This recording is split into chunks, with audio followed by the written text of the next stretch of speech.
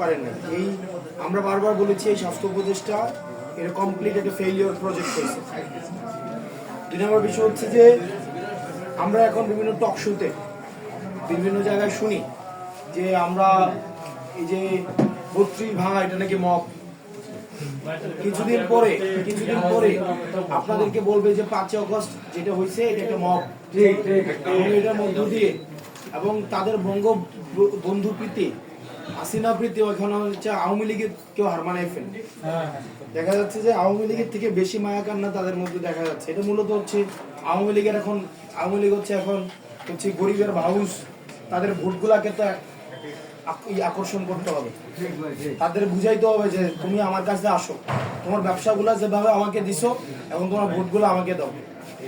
যেই রাজনৈতিক দল বা যাদের মধ্যে এই ধরনের রাজনীতি আছে, এটা এক ধরনের প্রতারণা।